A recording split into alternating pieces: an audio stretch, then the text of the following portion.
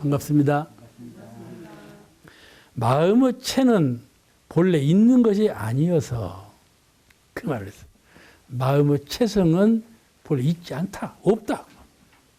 있니 아니어서 티끌의 더러움에 의하여 더럽혀질 여지가 없거니 본래 없으니까 있으면은 여기가 책상이 있으면 먼지가 내리면 끼지요. 거울이 있으면 먼지가 묻으면 더러워지지요. 무엇이 있으므로 그것이 더러워지는데 마음의 체성이 없는데 뭐 어떻게 더러워질 것이냐 그 말이요. 더럽힐 것이 없다. 아시겠죠? 마음이 본래 더럽혀진 바가 없는데 무엇을 떠올고 무엇을 깨끗이 올 것이냐 그런 말이에요. 그게 아주 묘한 말씀이에요. 내가 마음이라는 걸 다 관조해봐. 실제로 내가 생각하고 말하고 있는 거 마음이 있는 것 같아.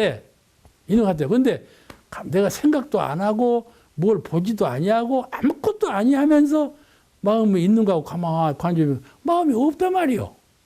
에? 눈으로 볼 때는 마음이 있는 것 같고 귀로 들을 때는 마음이 있는 것 같은데 누구고 대답할 때는 마음이 있는 것 같은데 아무 생각 없이 가만히 있을 때는 마음이 없는 것 같다 그 말이에요. 이게 그 마음은 본래 체성이 없다.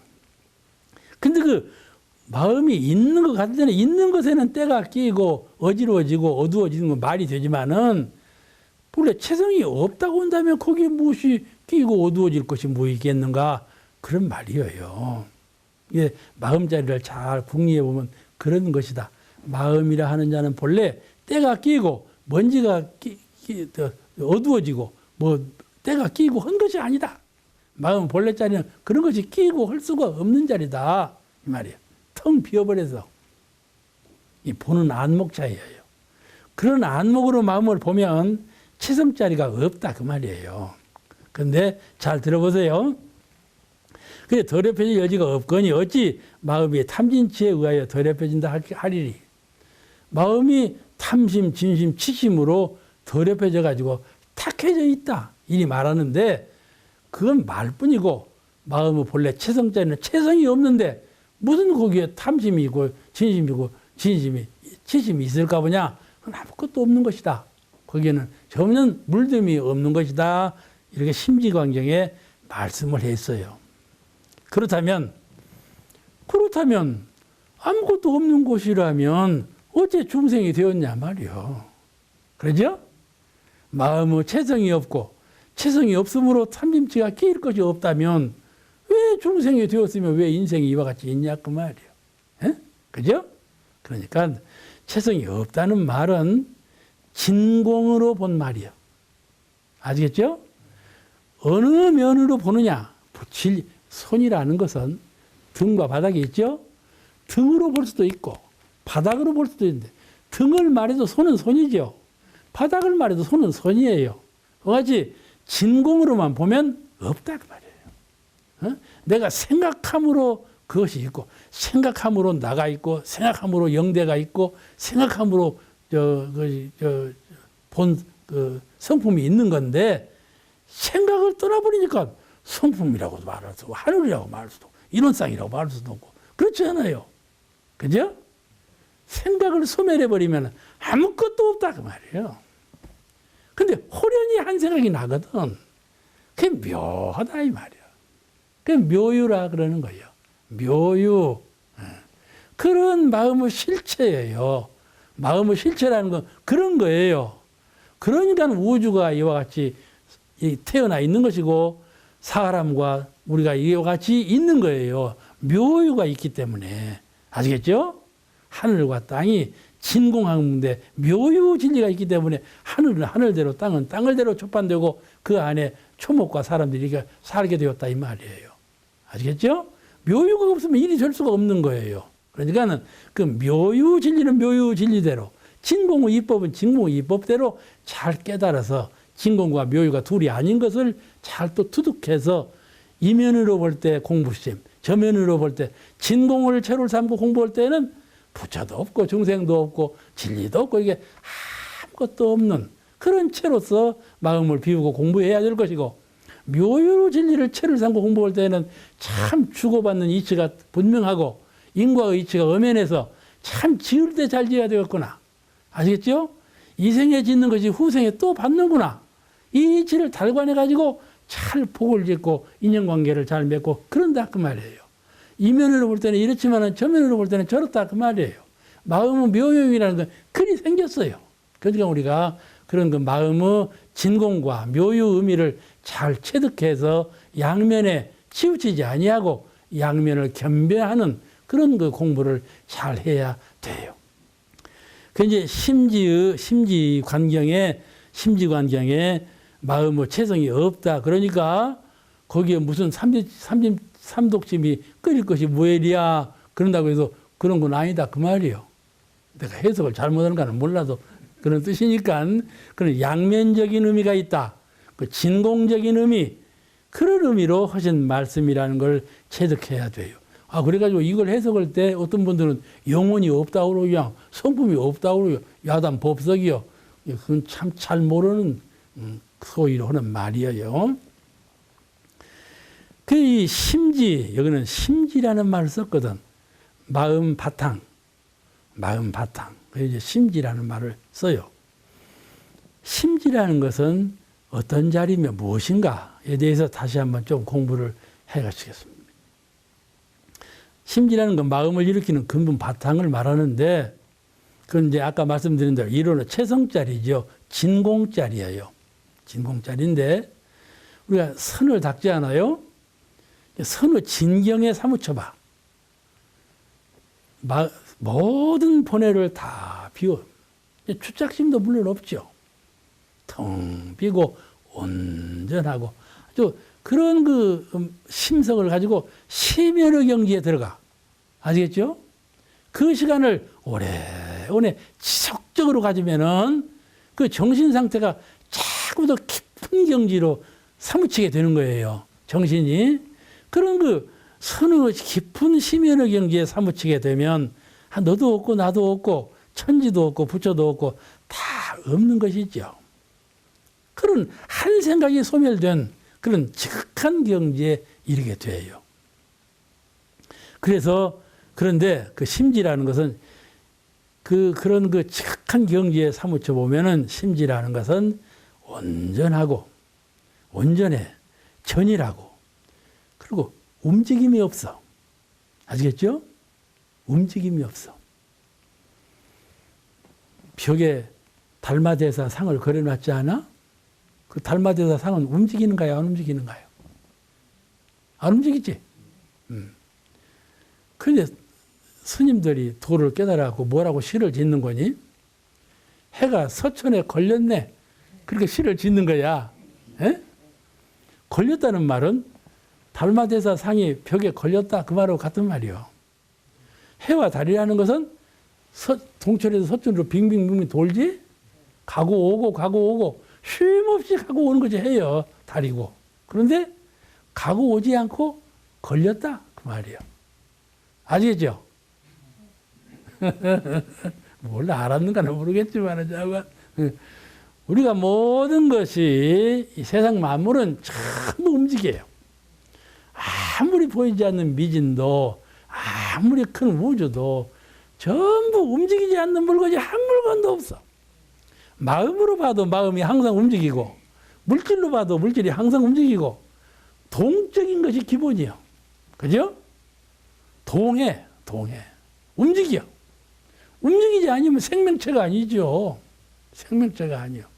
움직여야 생명체라고 그러죠. 그런데 그 동하지 않는 면으로는 보면, 동하는 면으로 이렇게 동하지만은 동하지 않는 면으로 보면 전혀 움직임이 없다. 그 말이에요.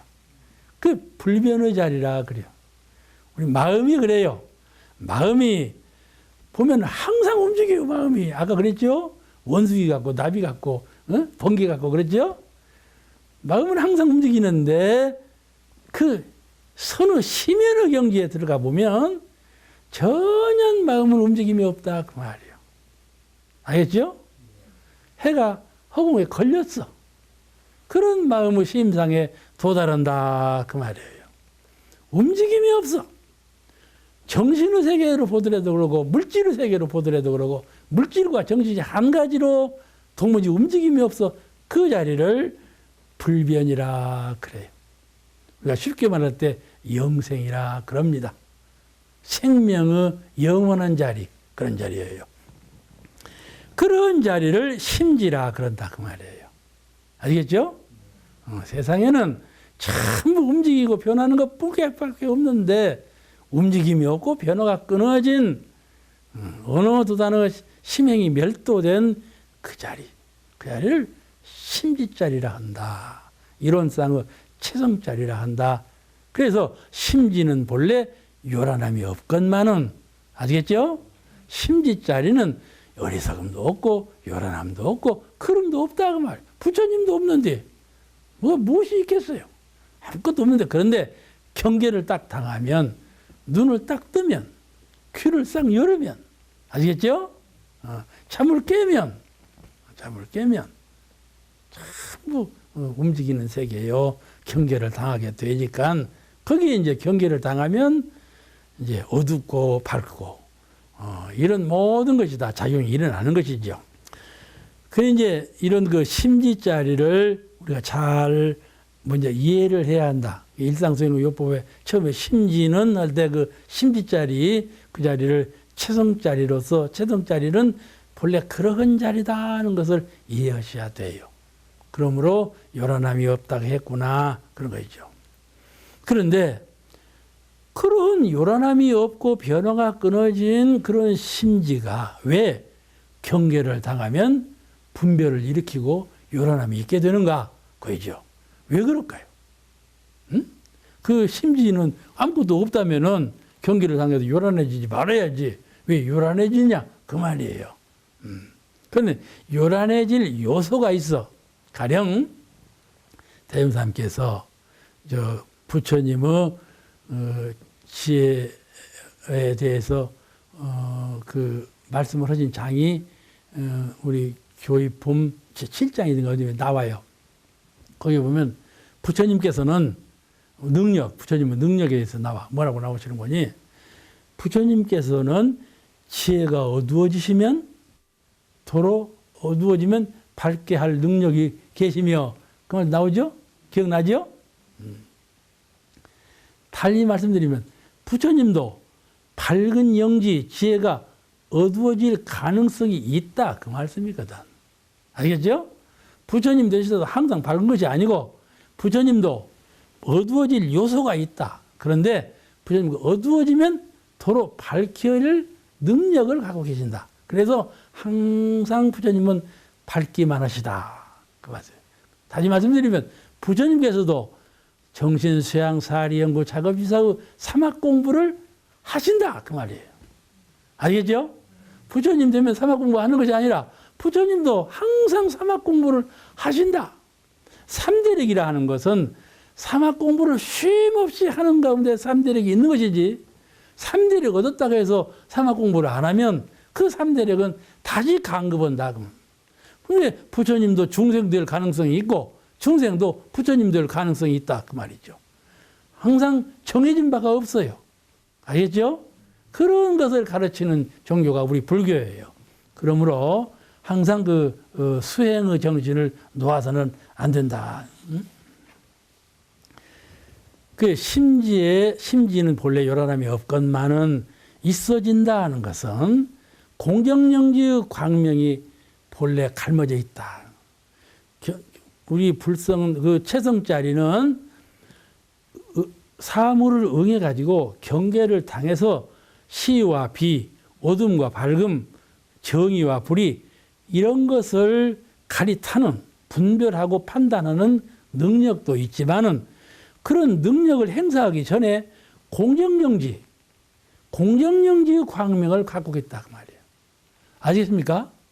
어떤 상대적인 사물을 대했을 때 시비촌탁을 분별하는 분별력도 있지만은 그거는 최성자리에서 보면 없어.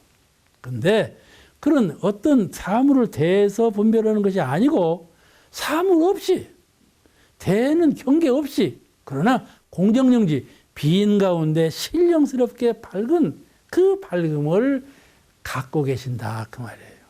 아시겠죠? 우리가 그러니까 선을 닦아서 공적한 가운데 사무쳐버려. 사무치면 저절로 밝아져. 아시겠죠?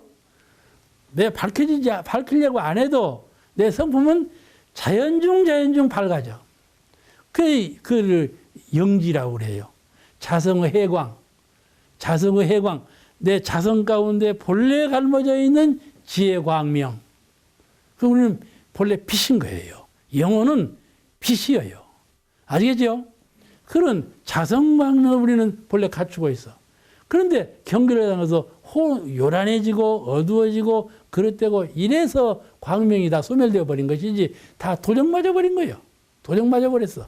그런데 선을 깊은 경지에 들어가서 하는 좌선할 때는 일이 없을 때 좌선하고 또 일이 있을 때는 무시선하고 그죠? 무시선으로 좌선으로 이래서 선을 깊은 경지에 사무치게 되면 본래 갈무져 있는 자성의 해광 광명이 그대로 활용된다. 그대로 회복된다 말이죠.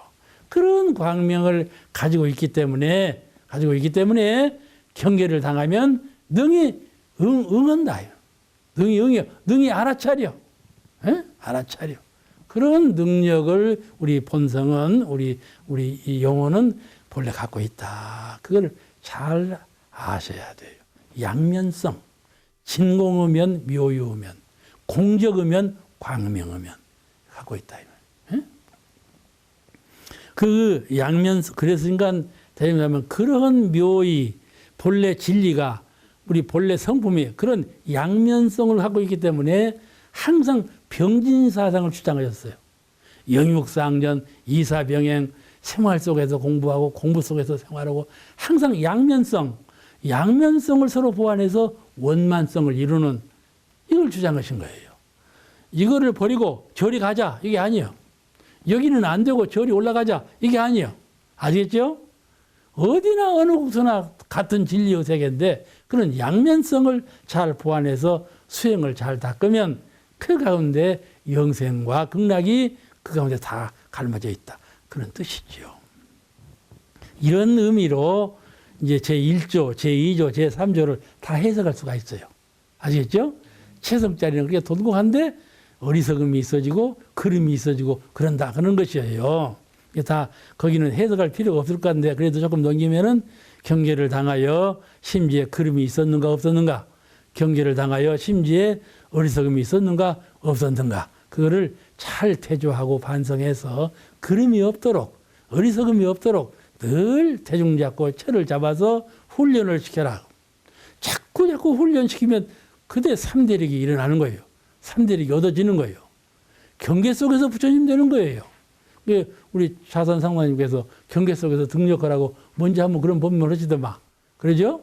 생활 속에서 힘을 얻어야 되는 힘이 무슨 힘이요? 마음의 힘, 삼대력. 그 삼대력을 얻어가야 한다. 삼대력 큰 대자가 있으니까 그러니까는 큰 대자 이거는 크다 말이 아니요. 우리가 분량적으로 어마어마하게 크다 이 말이 아니고 대는 근본적인 힘 이 말이요. 진리적인 힘, 성품적인 힘 이거를 대라고 그래요. 왜 대라고 하는가? 통달해버렸기 때문에. 동서남북이 통달해버렸어. 아시겠죠? 그런 동서남북이 통달되는 아무 막힘이 없고 가리움이 없는 그런 마음의 힘이 되기 때문에 큰 대자를 붙인 거예요. 우리가 생각할 때 큰 대 하면 분량적으로 큰 것만 생각하고 수량적으로 많은 것만 큰 대라고 생각하지만은 그런 대가 아니고 근원적인 그런 본성적인 그런 마음의 힘이기 때문에 대자를 붙였어. 왜냐하면 우리가 대소유무 그러죠. 이 대라는 것도 그래요. 대라는 것도 가장 근본적인 것을 대라고 그러지 크다 해서 대라고 하는 건 아니다 이 말이에요. 그런 이치소관으로 이해를 해 주시고 그 안에 이제 나머지 나머지 구조 가운데 6가지 조항이 있죠. 이제 소원과 서원을 이루려 하면 신문의성이 있어야지요. 다 여러분 소원이 있죠? 예? 소원 없으면 허세이지. 소원을 가지고 살아야 돼요, 사람이. 소원보다도 서원이 중요해요. 이론상 서원. 그죠? 이론상을 이루고자 하는 서원. 소원. 소원은 세상 일 이루고자 하는 거예요. 소원 아니요? 소원이 있어야 되고 서원이 있어야 돼. 이 소원하는 바와 서원하는 바를 이루려면 신분의성으로 해라. 욕심으로 하지 말고 욕속심으로 하지 말고 필요에 의해서 응하는 마음으로 하지 말고 의무적으로 하되 신분의성으로 하라. 그런 거예요. 신분의성으로 하면 부서지지 않아요. 신분의성으로 하면 다른 사람하고 평가를 받지 않아요. 비판을 받지 않아요. 항상 존경받는 속에서 되는 것이죠. 신분의성으로 하는 것은 아무리 작은 것을 성취해서도 사람들이 다 존경해요. 존경해. 에? 그러니까 그렇게 신분의성으로 해야지 욕속심으로 자기 욕심으로 필요에 응하는 마음으로 하지 말라. 그런 말씀이죠. 감사생활. 우리 원불교 그냥 모토가 그냥 원망생활 버리고 감사생활을 하자 그거 아니야? 그죠?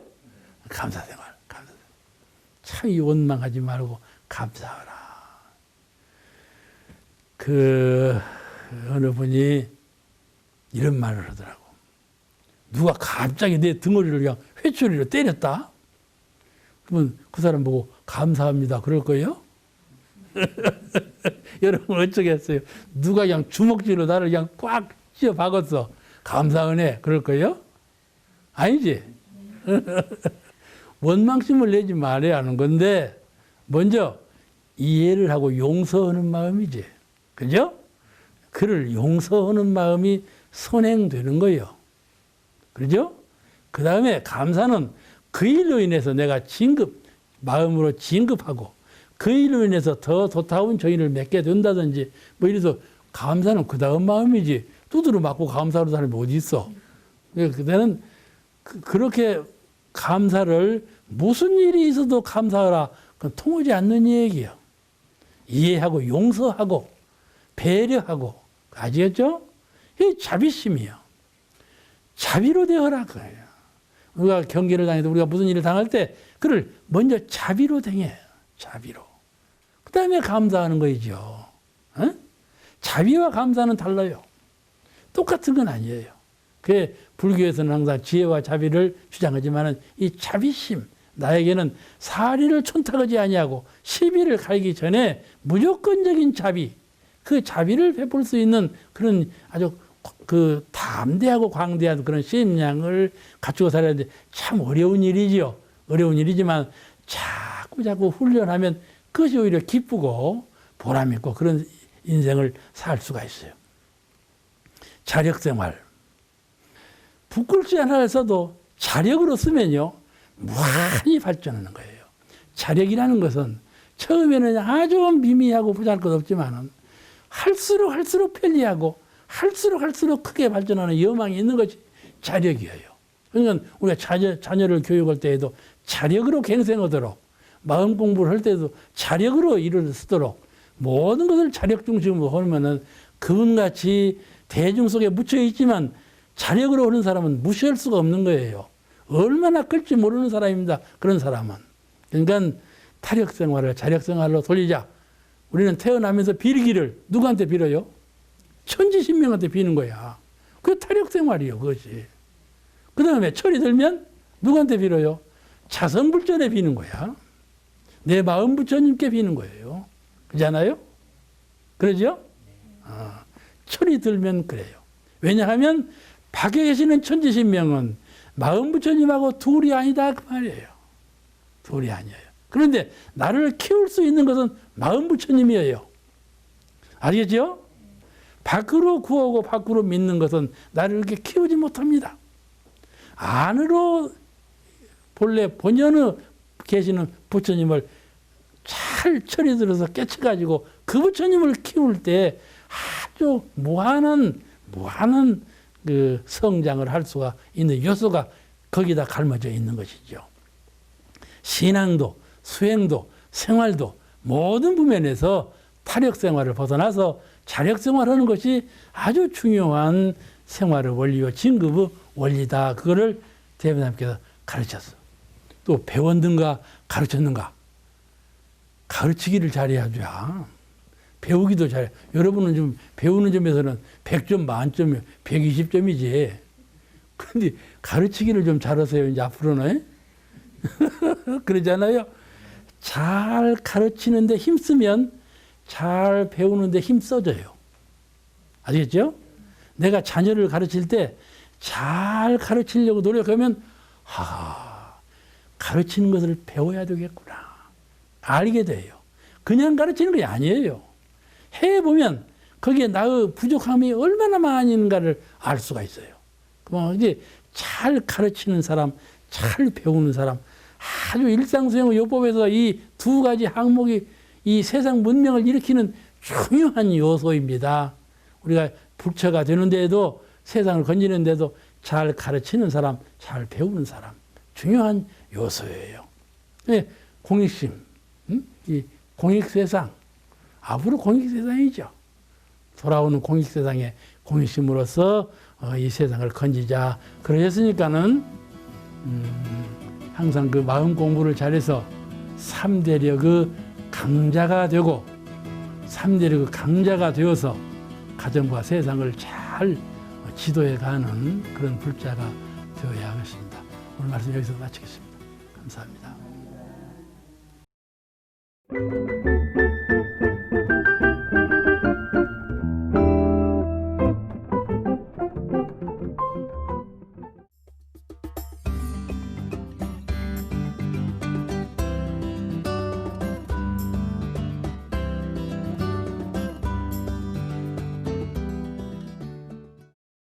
반갑습니다. 오늘 대종경 공부는 수행품 2장을 공부하시겠습니다. 수행품 2장은 우리 공부인으로서 동정간에 3대력 빠르게 얻는 길에 대해서 말씀하셨는데, 그러니까 수양력을 어떻게 이 세상에서 빠르게 얻겠는가, 또 연구력과 취사력을 이 세상을 살아가면서 어떻게 빠르게 얻을 수 있겠는가 하는 방법과 요령을 이 장에서 말씀을 하셨어요. 우리가 세상을 살아갈 때 세상이 무엇인가를 잘 알아야 그 가운데 공부를 하지 않겠어요? 그 심천이가 임당수에 빠질 때만 해도 배가 멀리 못 갔죠. 멀리 못 갔어.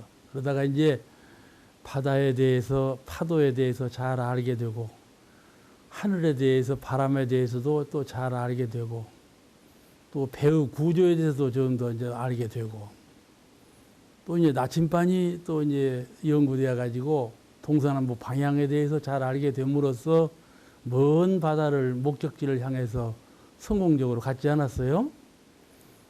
그와 같이 우리가 이 세상을 살면서 그 가운데 형상 없는 마음을 단련하고, 또 마음을 단련해서 부처님과 같은 큰 불과를 얻고자 할 때, 3대력을 얻고자 할 때에는 세상에 대해서 잘 알아야 출범을 할 수 있기 때문에 그 세상이 무엇인가를 먼저 파악해야 돼요. 학자들은 이 세상을 시간과 공간이라 이렇게 말을 했어요. 시간과 공간으로 형성된 것이 이 우주요, 우리가 살고 있는 삼터다. 또 이제 다른 견해로는 동과 정이다. 동과 정. 움직이는 것과 움직이지 아니하는 것, 두 가지 개념으로 이 세상을 이해할 수 있다 하는 것이죠. 좋은 그 의견이에요. 동과 정. 세상을 보는 안목을 동과 정의 개념으로 세상을 이해한다 그 말이죠.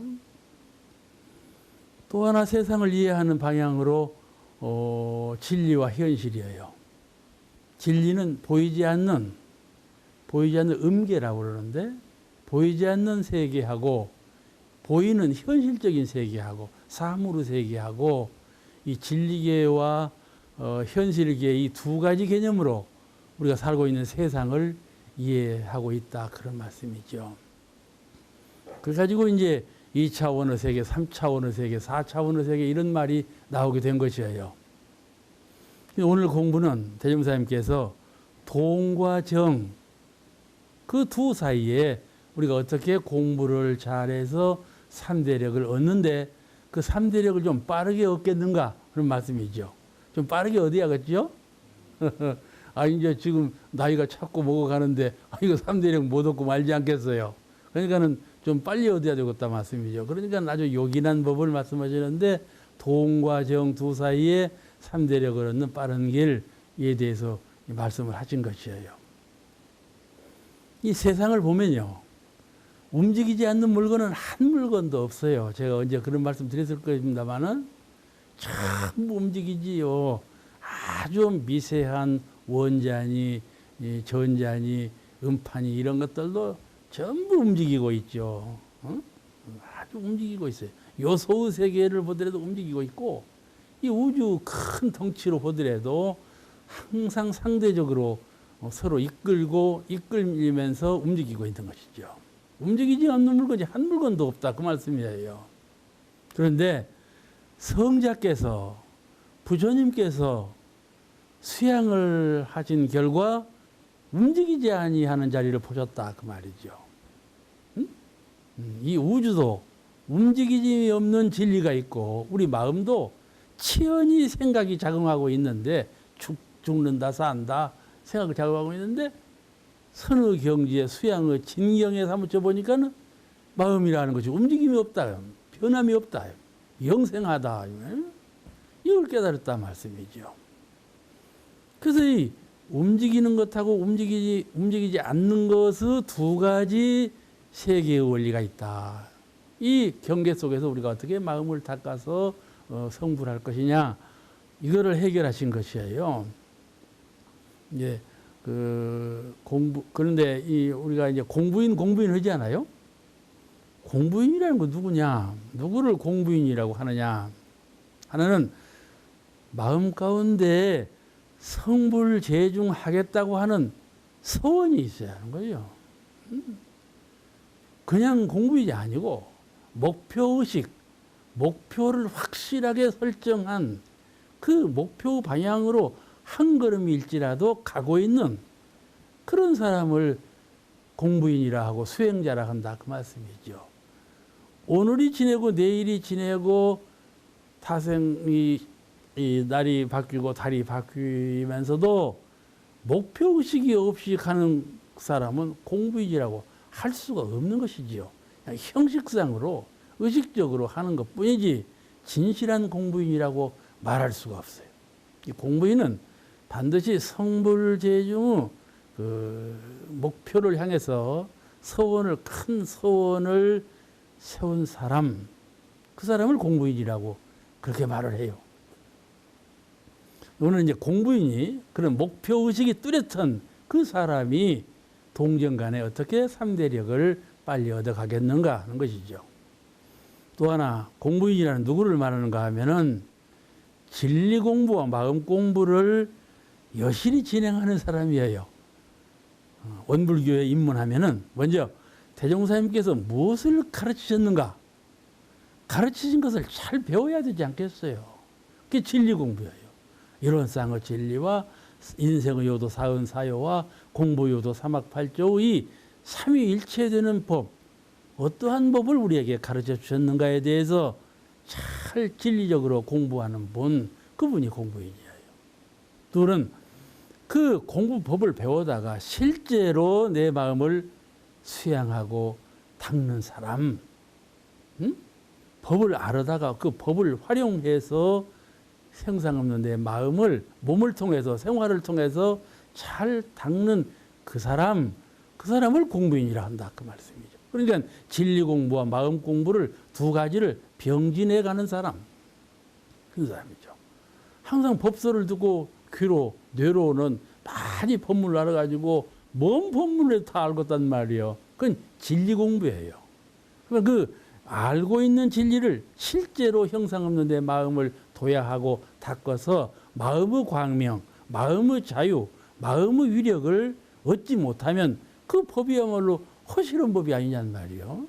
허구적인 것이죠. 그거는 허세비에 불과한 건 아니냐 말이요. 그러니까는 진리 공부하고 마음 공부를 병행해서 아주 원만한 인격을 이루어야 한다. 그런 것이죠. 그분이 공부인이다. 이렇게 볼 수가 있어요. 또 수양력, 연구력, 취사력의 3대력으로 회복을 얻어가는 사람.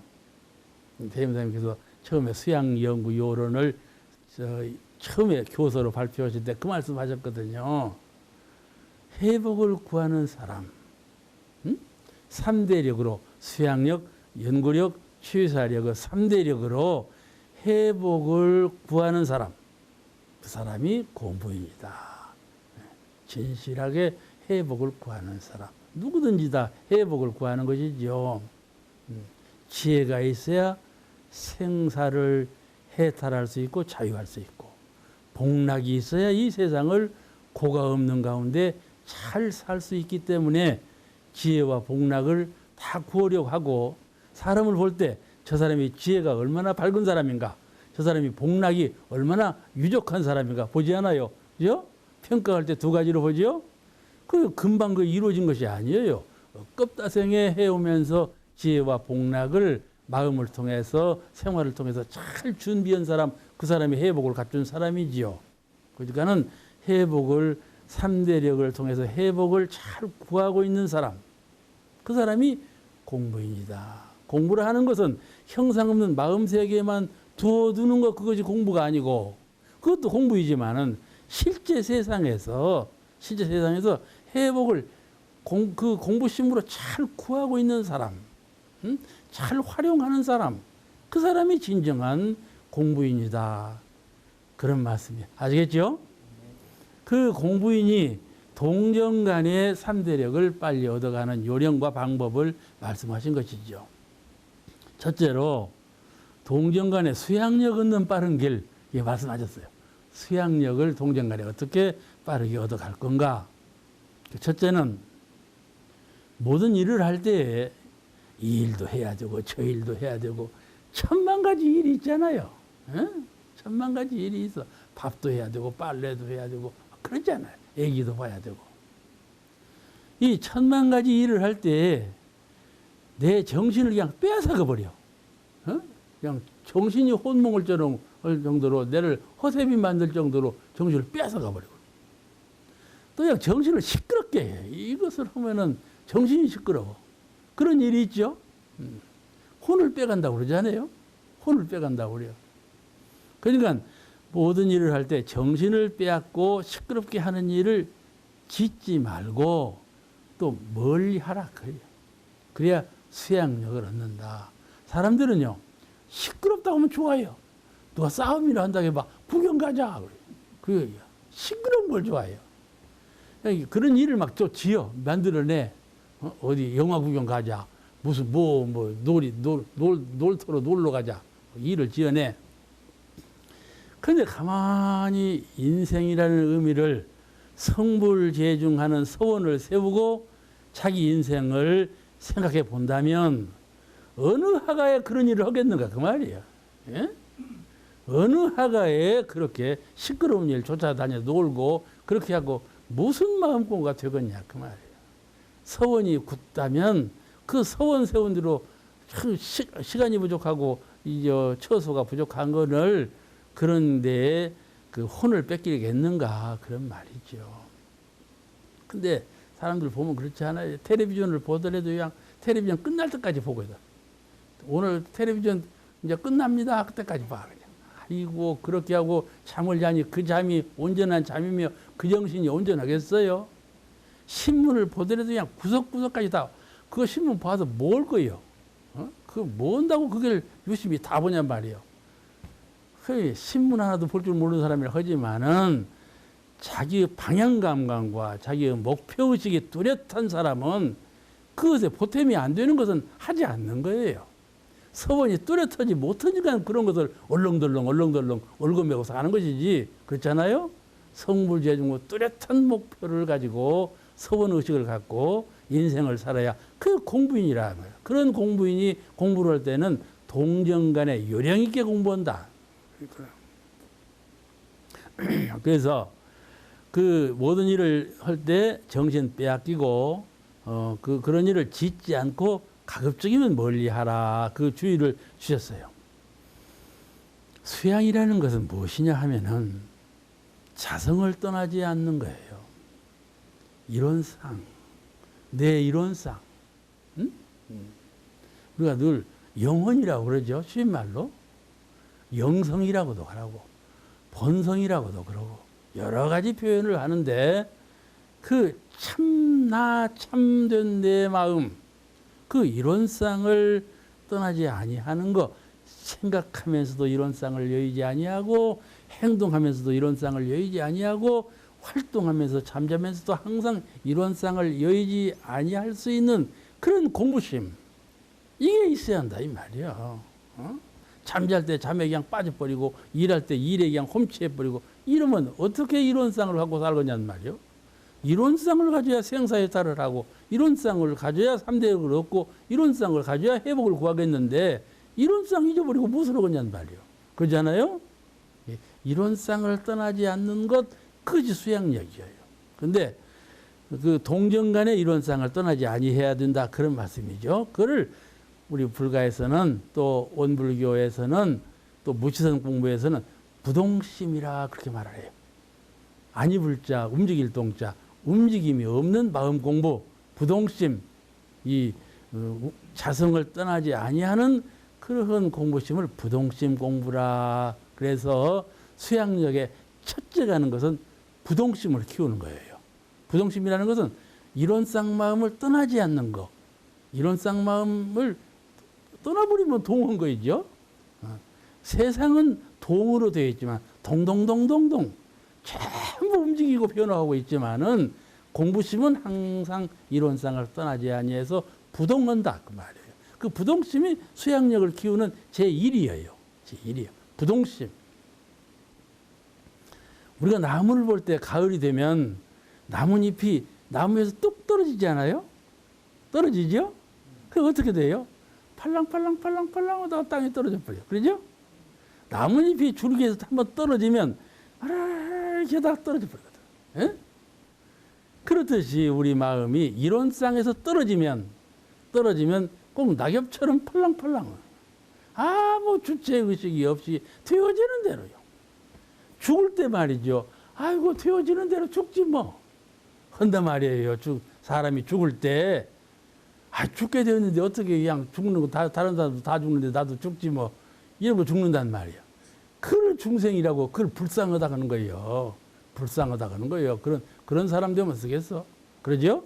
공부인이 되어야 한다 말씀이죠. 공부인이 되어야.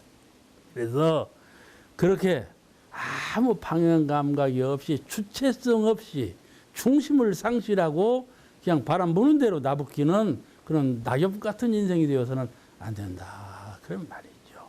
공부심을 가지고 주체의식, 자기 정신의 본성을 떠나지 않는 그런 이론상 마음을 항상 지키는 그런 불자가 되어야 되지 않겠어요?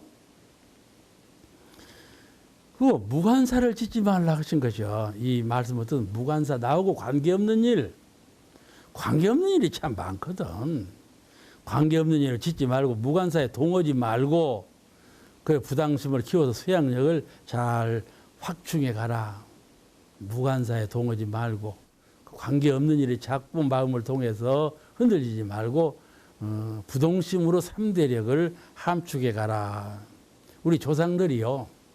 좀 잘 못 물려준 것 하나가 있어요. 뭐인 거지요? 총각하고 처녀하고 이제 결혼을 했잖아요. 하고 첫날 밤 자는 뒤 군형을 뚫고 보거든 이렇게. 그러잖아요. 무슨 무성으로 총각이 자는 뒤 군형을 뚫고 내다봐. 그 무관사 아니야. 그죠? 그래도 그런 무관사를 하면서 좋다고 그래. 좋다고. 아무 수잘 때 자기하고는 아무 관계도 없는 것을 이렇게 보려고. 들으려고 하고 보려고 하고. 이런 그 무관사에 동하지 말아야 한다 말이에요. 세상에는 그런 일이 꽉 찼어. 어? 서로 돈을 벌어야 되니까 무슨 일이라도 해서 돈을 가져가야 되니까 그런 일판을 막 벌려놓은 거예요. 요새 학생들 봐요. 학생들은 그 잡기 하려고 다른 학생을 두드러 패고 돈 뺏어다가 그런 일을 한다고 신문에 나지 않냐? 요새 학교 가풍이 큰일 났어. 저렇게 되냐고 어떻게 될 거예요? 그런 판을 본다면은 사람이 얼마나 무관사에 동하고 있는가 이걸 알 수가 있어요. 또 둘째는 동정간의 수양력 얻는 빠른 길에서 둘째는 모든 사물을 대할 때 애착과 탐착을 두지 말고 담담한 맛을 길들이라 이렇게 말씀하셨어요. 애착하지 않아요. 애착이라는 말은 쉬운 말로 바꾸면 뭐예요? 사랑이라고 하는 거예요. 항상 사랑을 하고 그러지 않아요. 그러죠? 운동만 해봐 사랑합니다 하고 아버지한테 뭔 말을 해? 아버지 사랑합니다 하고 그러잖아요. 그죠? 그냥 사랑이라는 말이 입에 배했어. 근데 그 의미를 잘 알고 사랑이라는 말을 써야지 그냥 애정이라고 하는 애착이라고 하는 의미로 사랑이라는 말을 쓰면 참 그릇된 생각이에요. 사랑이라는 그 말의 뜻은 아주 심오하고 훌륭한 뜻을 갖고 있는데 우리가 사용하는 사랑이라는 말은 아주 애착에 불과한 말을 쓰고 있거든요. 그와 같이 모든 사람을 대할 때 사물을 대할 때 애착심 너 없으면 나 못 살아 이거죠. 내가 옛날에 어느 분을 대했는데 그분이 나한테 말하기를 선생님은 순교가 뭐고 있으니까는 어디 가서 아주 예쁜 딸이 있으면은 나를 하나 딸 삼아 주세요 그러더라고. 그래서 뭐 그렇게 하지 그런데 말이에요. 무슨 딸인가 하면요. 나는 그 애가 없으면 내가 못 살고 그 애는 내가 없으면 그 애가 못 사는 그런 딸을 정하고 싶다는 거예요. 근데 그분은 아들도 딸도 없는 분이요. 그러니까 그런 소원을 갖지. 그래서 내가 그분 보고 그렇게 말을 해서 여보시오 누구 아무개씨 당신은 말이야. 너 없으면 내가 못 살고 나 없으면 너가 못 살고 그런 정신을 갖고 있으니까는 딸도 없고 아들도 없는 거야. 내가 그랬단 말이에요. 아시겠어요? 척죽은 대답이라고 나는 생각해서 그 말을 했거든. 그런 애착으로 인연관계를 맺으면 안 된다 그 말이죠. 또 이제 애착뿐만 아니라 탐착하지 않아요. 그냥 물건을 그냥 가지려고만 한단 말이에요. 물건을 가지려고 분해 없는 물건을 가지려고 하면요. 창고에 쟁여놓고 또 쟁여놓고 막 하려고 한단 말이에요. 이것을 그렇게 되면 안 되지 않겠어요? 애착과 탐착을 두지 말고 담담하게 에? 소가 닭 보는 것처럼 담담하게 그렇게 하라 그 말씀이죠. 그럴 수 있겠어요? 그럼 활용하는 물건이지 그건 내 것도 아니고 아무것도 아닌 것인데 정신을 그냥 빼앗아 가거든 그것이. 그러니까는 그렇다고 해서 가난한 사람이 되라는 말은 아니요. 부유한 사람이 되라. 그러나 그 부유의 정신을 빼앗기는 정신을 탐착심으로 부유함을 갖고 애착심으로 사람을 거나리는 그런 마음을 갖지 말고 담담한 마음으로 사람을 사귀고 담담한 심경으로 물질을 수용하고 활용하라 그런 말씀이거든요. 그럴 수 있잖아요. 부처님은 능히 그렇게 하시니까 모든 만물을 부처님은 우주를 다 수용하셨지만은 우주에 대해서 착심은 없잖아요. 근데 사람은 티끌 하고 있으면서도 착심을 하고 티끌을 갖는다 그 말이죠. 그렇게 해탈심이 없는 그런 마음을 하지 말고 담담하게 무슨 말인가 하면은 이론상에 손해가지 않도록 이론상에 상처를 입히지 않도록 이론상이 쪼개져 가지고 흩어지지 않도록 그런 말이에요. 아시겠죠? 물질에 담담하다는 말은 네 성품 참된 너를 부셔버려 가면서 그걸 취현들 무슨 소용이 있겠는가 그 말이죠. 나를 소멸해버리고 저것을 취하면 그게 되겠어요? 안 될 일이지요. 그러니까는 이론상 본래 성품을 여의지 아니하고 그런 마음을 수용하고 활용해야 된다 그런 뜻이지요. 그러니까 수양이라는 것은 무엇인가 하면은 사물을 접할 때 정의와 욕심을 바라지 않는 해탈심 공부. 이 해탈심 공부가 주체예요. 아까 제가 수양력 할 때 무엇이 주체라고 했어요? 부동심 공부가 주체라고 그랬죠. 부동심. 이번에는 해탈심. 해탈심. 경계에 내가 마음이 동하지 않아야 되고 또 하나는 모든 사물에 내가 담담하게 해탈할 줄 알아야 한다. 거기 묶이지 말고 소속되지 말고 해탈할 줄 알아야 된다. 그 해탈심이 없으면 수양력을 이룰 수가 없다. 그리 가르치신 것이에요. 해탈심. 이게 자유예요. 마음의 자유가 무지선법의 최고 경지지요. 무지선법을 이해하시면 마음의 자유를 얻으라. 마음의 자유를 얻으라. 근데 그 마음의 자유라는 것이 바로 해탈이에요. 해탈. 해와 달이 이 바람에 얽매이지 않아야지 않아. 응? 초연하죠. 초연하니까 해와 달이죠. 응? 해와 달은요, 이 허공을 갖고 있어, 허공. 허공을 가졌기 때문에 광명하다 그 말이죠. 우리도 마음 허공을 이론상처럼 갖고 있으면은 마음딸을 가질 수가 있는 거예요. 알겠죠? 천지처럼 마음 허공과 마음딸을 내 정신의 세계에 수용할 수 있어야 된다. 그게 해탈이에요. 해탈. 해와 달이 구름이 끼고 바람이 부는데 아무런 영향을 받지 않아. 구름은 구름대로 가고 바람은 바람대로 불지 해와 달한테 영향을 끼치지 못한다 그 말이죠. 그와 같이 우리가 사물을 대할 때 그렇게 초연한 해탈심을 항상 가지고 살아야 수양력을 함축할 수 있고 삼대력을 얻어가게 된다 그런 말씀이죠. 수양력, 사람은요 비교급으로 평가할 때 수양력 앞에서는 누구도 항복하는 거예요. 에?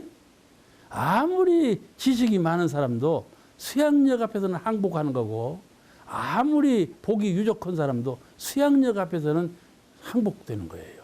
아시겠죠? 수양력이 가장 위대한 인격적인 위력이에요. 그 수양력을 사람이 갖고 있어야 하는 거예요. 또 하나는, 셋째는 아주 대문사님께서 얼마나 이렇게 세밀하게 잘 가르쳐 주시는가 몰라요. 아주 통달하게 가르쳐 주셨거든요. 또 하나는 수양력 얻는 빠른 길로는 이 일을 할 때 저 일에 끌리지 아니하고 저 일을 할 때 이 일에 끌리지 말아라. 그런 수양력을 가져라. 또 그러셨거든요. 얼마나 참 훌륭한 말씀이세요. 우리는 늘 이 일을 할 때 이 일에 끌려버리고 저 일을 할 때 저 일에 끌려버려가지고 끌려 살거든요. 근데 그 수양력을 얻어가려면 끌리면 안 된다. 그거죠. 이 끌려가면 안 돼요. 이 끌려가면 노복이지요. 잖아요? 주인이 머슴한테 끌려가는 거예요. 끌려가는 거예요. 술에는 무의식이니까 말이 가는 대로 끌려가는 거예요. 성품을 잊어버리고 의식을 놓아버린 허세비가 되면 주변 환경에 끌려가는 것이죠. 이론상의 주체가 있는 사람은 어찌 끌려가겠어요. 끌려가지 아니하지요. 이와 같이 끌리면 안 된다. 이 일에 끌리면 안 된다. 그런 말씀이에요. 수양이라는 것은요. 이 일을 대했을 때 마음이 둘로 나눠져 버려요. 이 일이 한 가지만 있거든요. 이 일이 돌아올 때 이 일도 해야 되겠고, 이 일하고 있는데 저 일도 해야 되고, 그런단 말이에요. 그죠? 그런 일을, 그러니까 훈타원님께서 바느질을 하고 있는데 약을 데리게 되었단 말이에요. 이게 바느질을 하다 보니까 약이 타져버리고, 약을 안 타지게 하려니까 바느질을 못 하겠고, 이런단 말이에요. 근데 이 일은 두 가지를 다 해야 되겠는데, 책임상, 예, 세탁부에 근무해줬으니까 그러지 않겠어요? 예, 이럴 때 대종사님께서는 이 일을 할 때 저 일에 끌리지 말고, 저 일을 할 때 이 일에 끌리지 말아야겠는데, 어떻게 하는 것인가? 그 바느질 할 때 바느질을 열심히 해야 바느질이 잘 되는데, 저 일은 놓아버려야 할 것 아니야. 그럼 저거 타져버린단 말이야. 약당주를 데릴 때 약을 일심으로 끓여야 되는데, 그때는 바느질을 못 할 것 아닌가? 일심으로 하다 보면 하나만 해야 되는데 둘을 어찌 하냐 말이요. 이럴 때는 수양력을 못 키우겠다 싶으니까는 이제 대문사님께 사러 봤단 말이요. 그러니까 법문하신 말씀이 그 말씀이에요. 이 일할 때 저 일에 끌리지 말며 저 일할 때 이 일에 끌리지 말라는 말씀은, 공부인은 수양력을 갖고 이론상은 형체가 없어. 가가 없어요. 한량이 없고 가가 없는 거 이론상이에요. 우주를 포용해도 남는 것이 이론상이에요. 내 본래 성품은 그렇게 어느 한정이 없어요. 이게 무엇을 살피는 정신도 한두 가지가 그런 것에 얽매이지 않는다 그 말이에요. 그냥 수양력에 통달한 사람은 이 일을 때 이 일에 얽매이니까 저 일을 모르지, 얽매이지 아니하고도 충분히 이 일하면서 저 일도 하고 저 일하면서 이 일도 충분히 할 수 있다. 대부분의 말씀으로는 10,000가지 일을이라도 동시적으로 할 수 있다. 이렇게 말씀하시는 거예요. 아시겠죠? 10,000가지 일을 어떻게 동시적으로 잘할 수가 있겠어. 근데 대부분의 말씀으로 그렇게 하셨다니까. 이렇게 우리 정신이라는 것은 수양력을 갖고 공부인이라는 것은 그렇게 어느 일에나 마음을 끌리고 얽매이고 속박하지 아니하고 모든 일을 수양력으로 다 능히 동시적으로 처리할 수 있다. 그런 말씀이에요. 그런 호대한 모든 것을 수용할 수 있는 수양력을 우리가 갖춰가야 되겠어요. 오늘 말씀 여기서 마치겠습니다.